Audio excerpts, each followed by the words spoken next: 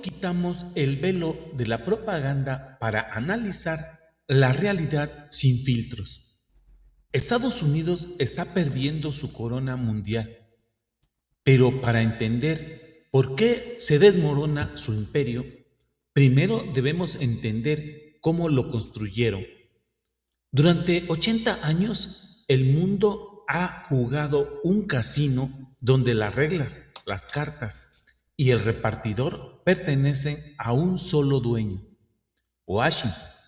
No es una teoría de conspiración, son datos históricos duros. Estados Unidos logró que todo el planeta aceptara un trozo de papel verde a cambio de recursos reales, petróleo, sudor y trabajo. Crearon un sistema perverso donde los demás países pueden perder, pero la casa nunca pierde, siempre gana. Hoy desarmamos los instrumentos, tratados e instituciones que convirtieron a Estados Unidos en el amo del mundo y cómo esa misma arrogancia, hoy acelerada por el descaro de Donald Trump, está cavando su propia tumba económica. Quédense, porque esto es geopolítica pura. Hagamos memoria, julio de 1944. Mientras Europa y Asia se desangraban en los últimos meses de la Segunda Guerra Mundial, más de 700 delegados de 44 países se reunieron en Bretton Woods, Estados Unidos. El objetivo oficial que le vendieron a la prensa y al mundo era hermoso: diseñar la economía del futuro para asegurar la paz y evitar otras crisis como la Gran Depresión de 1929. Para cuidar ese nuevo imperio, se crearon los policías financieros. En esa misma conferencia nacieron el Fondo Monetario Internacional y el Banco Internacional de Reconstrucción y Fomento, que hoy conocemos como el Banco Mundial. ¿Dónde creen que se establecieron sus sedes principales? En Washington, a solo unos pasos de la Casa Blanca. No fue una coincidencia. Estados Unidos se aseguró del control de los votos con anterioridad al prometer a los delegados apoyo económico y la reconstrucción para los países devastados por la guerra. El mecanismo era perfecto y perverso. Si un país en desarrollo necesitaba un crédito para sobrevivir, el Fondo Monetario Internacional se lo otorgaba, pero a cambio de privatizar sus recursos como el petróleo, luz, minerales, agua, etc. También debían atender recomendaciones como recortar presupuestos sociales y abrir sus fronteras a las empresas estadounidenses. ¡Qué chistositos! Para poder asentarse y explotar los recursos naturales y brindar las facilidades de exentar aranceles o impuestos.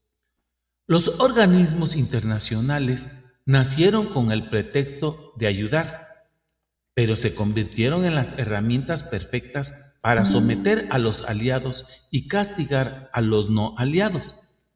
Políticas que fueron aplicadas desde Washington para todos los países en vías de desarrollo, sobre todo, como México, en la que cuando se iba a pedir apoyo al Fondo Monetario Internacional o al Banco Mundial, se tenían que firmar acuerdos en los que ellos decían en qué deberían de invertir.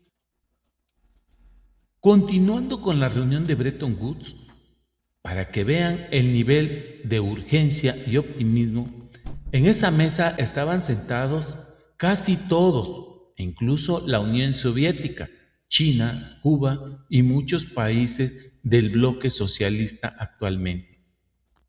En ese momento, antes de la Guerra Fría, hasta los soviéticos compartían la idea de que el mundo necesitaba un sistema financiero ordenado para no colapsar tras la guerra. Todos querían estabilidad. El problema fue que el anfitrión, Estados Unidos, y a través del secretario del Tesoro estadounidense, Henry Morgenthau, no buscaba un trabajo justo o un trato justo, buscaba el plan maestro para consagrar a Estados Unidos como el jefe supremo del planeta sin disparar un solo misil. ¿Por qué aceptaron los demás países? Porque Estados Unidos tenía la sartén por el mango. En ese sistema, las reservas de oro respaldaban el poder económico y monetario a nivel internacional. Por eso, Estados Unidos había ido acumulando en años anteriores que al final de la Segunda Guerra Mundial contaba, según el Departamento del Tesoro, entre el 70 y 75% del oro mundial. Era claramente el dueño del casino. Por otra parte, su territorio estaba intacto, ya que la guerra había sido en Europa. Sus fábricas producían a toda máquina y aportaban el 35% de toda la riqueza mundial. Con ese poder económico aplastaron la propuesta del famoso economista británico Keynes. En esa mesa de discusión, Keynes quería algo justo, una moneda internacional neutra llamada Bancor, que no perteneciera a ningún país para que nadie tuviera ventajas. Pero Washington dijo que no. Impusieron el Plan Blanco, donde el dólar estadounidense se convirtió en la única moneda de referencia mundial. Desde ahí empezó el desastre y el gane y gane para Estados Unidos. El trato era muy simple en papel. Todas las monedas del mundo fijaban su valor respecto al dólar.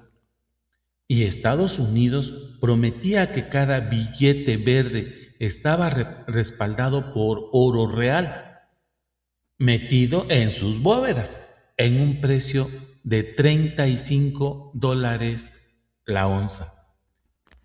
El mundo confió, firmó y ahí comenzó el juego de la dependencia global.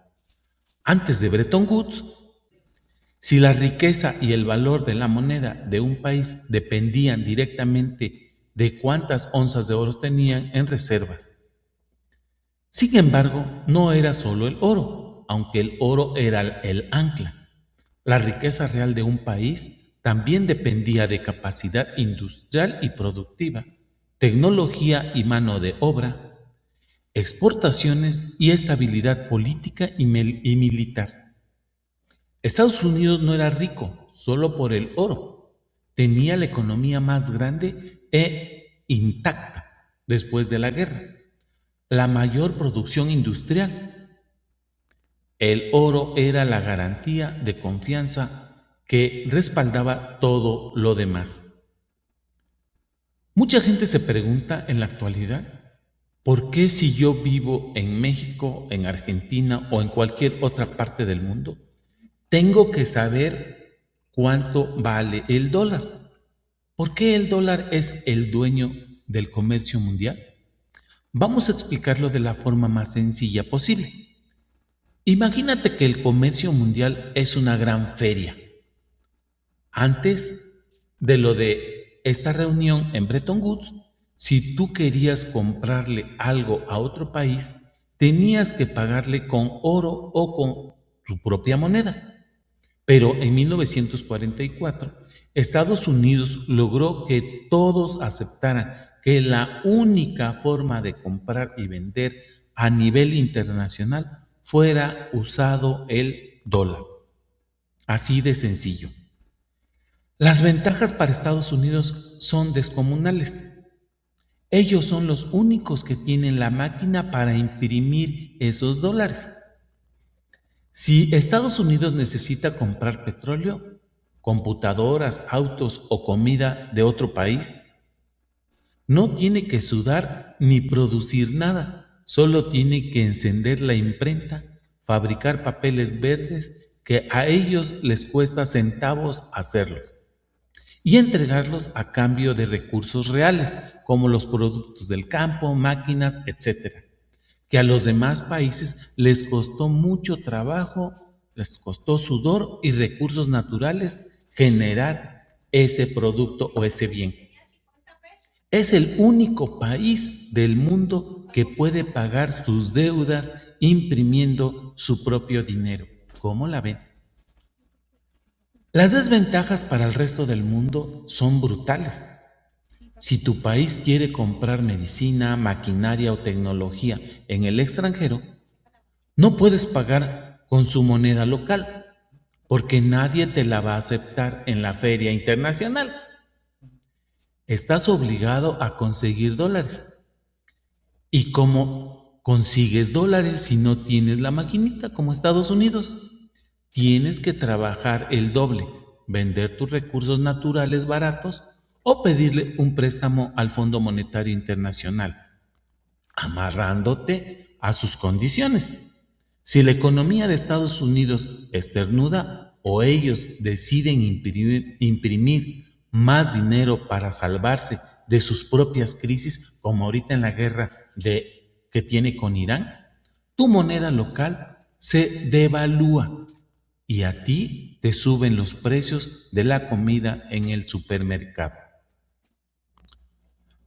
Pero el verdadero peligro del plan maestro de Washington no fue solo que se hicieran más ricos, es que convirtieron al dólar en el arma definitivamente para dominar el mundo. Como casi todos los bancos del planeta necesitan usar el sistema financiero estadounidense para mover esos dólares de un país a otro, eso es lo que hicieron con Bretton Woods. Se apoderaron del sistema financiero, que no es de ellos, es de todo el mundo. Entonces, Estados Unidos se convirtió en el juez del comercio global. Si un gobierno decide no alinearse a sus políticas, si un país quiere vender sus recursos de forma independiente o si simplemente no le cae bien al presidente en turno de la Casa Blanca, Estados Unidos usa el dólar como un garrote. Aprietan un botón en Washington y desconectan a ese país del sistema bancario internacional. No pueden comprar, no pueden vender, les congelan sus cuentas de ahorros en el extranjero y los dejan asfixiados económicamente. Lo que antes hacían invadiendo con soldados y tanques, hoy lo que hacen congelando cuentas bancarias. Es un imperialismo financiero absoluto. Las reglas las pongo yo, las ganancias son para mí y si tú protestas, te borro del mapa económico y financiero. Todo está conectado al sistema financiero de pagos de los Estados Unidos. Exigen a todos los bancos de Estados Unidos y del mundo la revisión de todos los pagos y compras que se hacen a nivel internacional. Y Estados Unidos puede decir quién sí y quién no. También es juez y parte. Lo peor es que ellos siempre amenazan si no cumplen con las reglas que ellos mismos ponen. De lo contrario, te sancionarán y te vetan para que ya no puedas hacer transacciones comerciales o financieras con ninguna otra parte o con ningún otro país del mundo. También siempre están latentes las amenazas con su poder armamentista que tiene. Por eso, ese tema es tan importante. El dólar no es solo un billete, es el lazo con el que han amarrado las economías de todo el planeta desde 1944. Pero abusaron tantos de ese poder, castigaron a tantos países y provocaron tantas crisis que el hechizo finalmente se rompió. Este es el origen del sistema. El dólar no se convirtió en la moneda del mundo por su estabilidad, sino por un plan maestro de imposición financiera que nació en Bretton Woods. La Casa Blanca se aseguró de que, sin importar las crisis o las guerras, el planeta entero jugará bajo sus reglas para que ellos siempre ganen. Pero aquí hay un secreto que casi nadie te cuenta. Para que Estados Unidos pudiera presumir en 1944 que tenía todo el oro del mundo para respaldar el dólar, primero tuvo que cometer un atraco histórico dentro de sus propias fronteras. Por eso les dejo esta pregunta para el próximo video.